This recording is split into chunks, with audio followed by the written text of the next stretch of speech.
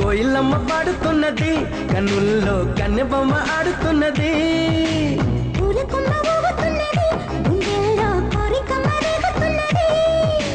వేడి పెంచక ఎడిపించక ఇడు పంచి ఊరటించరాదా